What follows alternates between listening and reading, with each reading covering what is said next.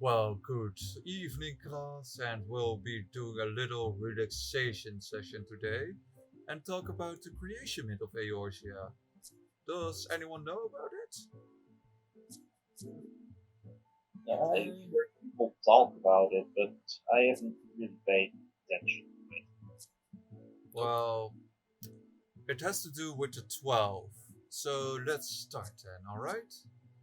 Yeah, Alright, so in Eorzea, this myth has taken on many forms across the ages. Astrologers discuss, an astrologer and a theologian discussed, or known as, well, Levon of Chardin has discussed this on a long time. He spent his entire career, his academic career, to overlap in these renditions, and he compiled what he claims to be the definitive tale. And we'll look about it and perhaps at a later date go deeper into the truths of it. But then let me read it for you because I was given access to a copy of this paper by the Shardians through some bribery and death threats, but that doesn't matter. alright.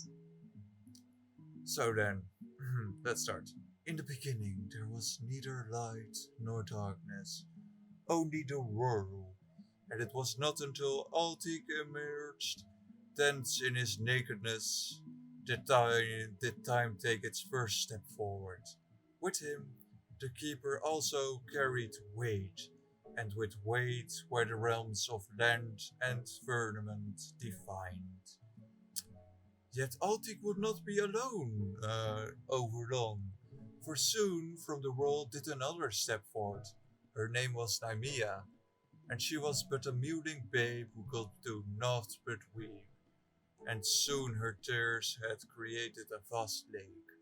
Altic, seeking companionship in this empty realm of his creations, took the young goddess under his wing and cared for her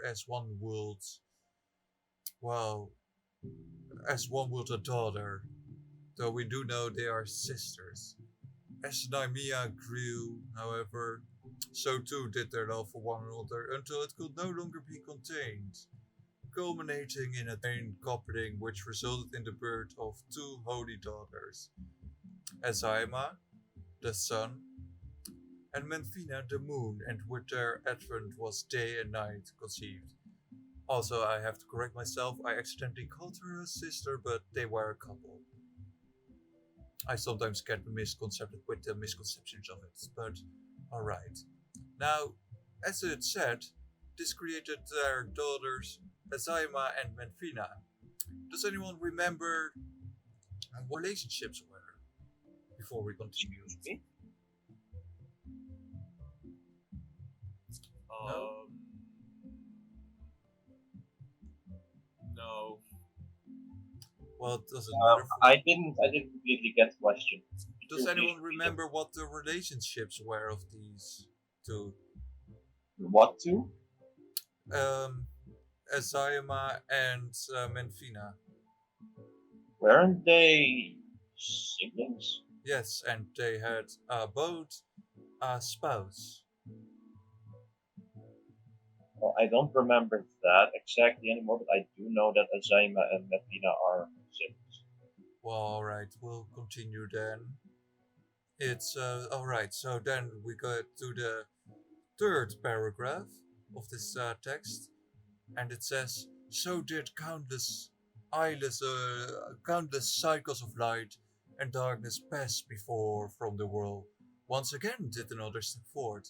Tariak, bearer of wisdom and knowledge, looked upon the silent and unchanging lake left by Namia's tears, and coaxed from it a river to carry the water to the far corners of the realm.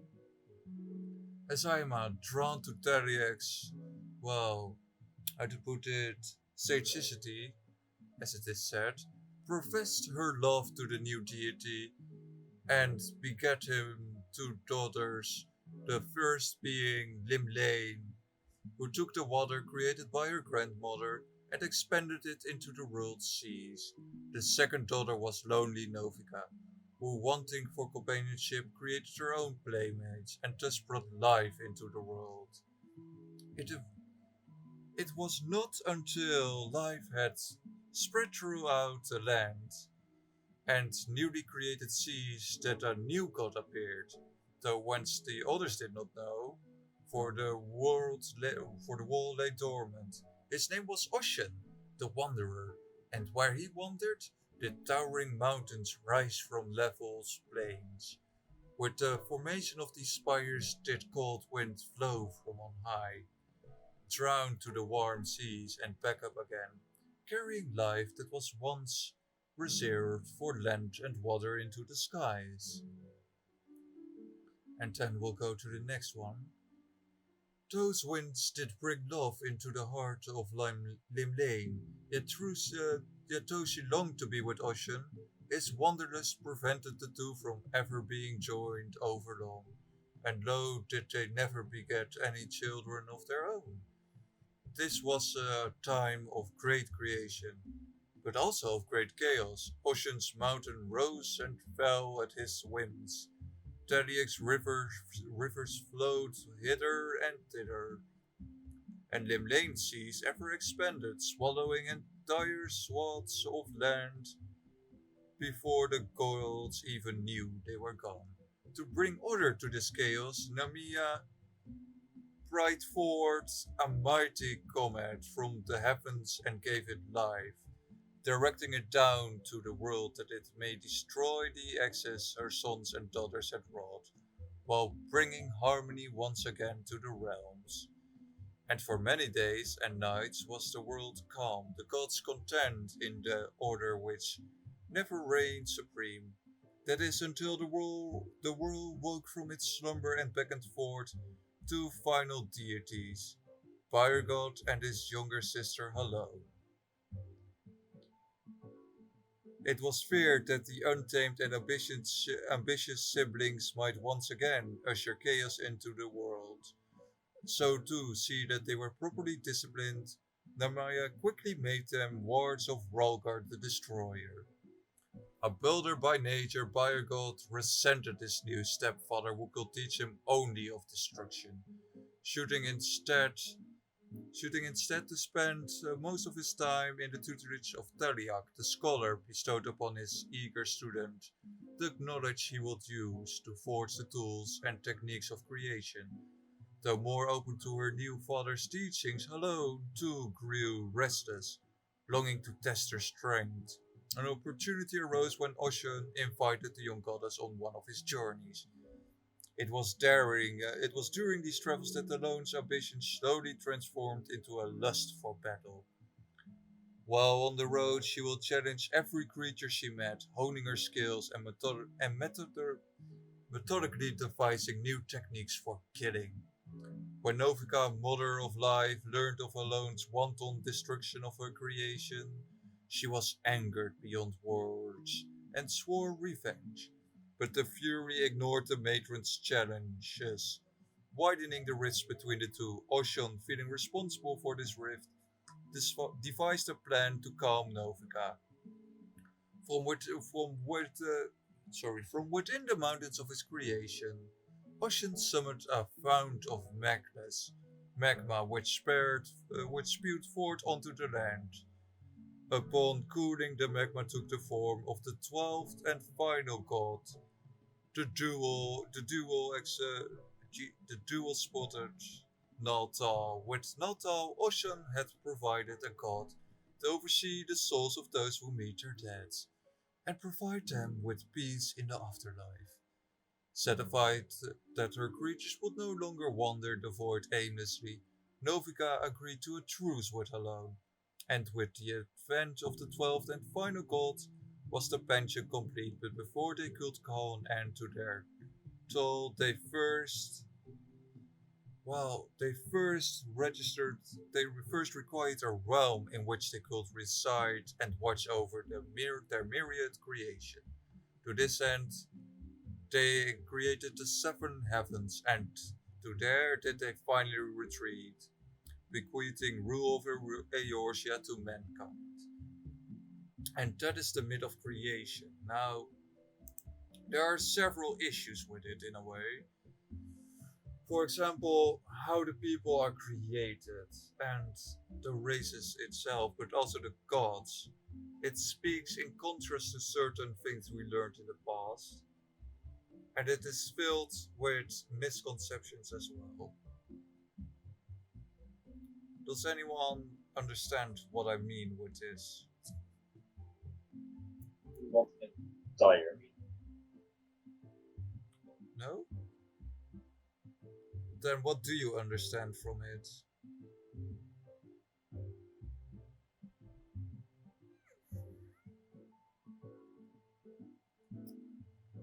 Alright, let me explain. It explains how there is how Halone and Novika reconciled or made a truce, but we know they are still enemies.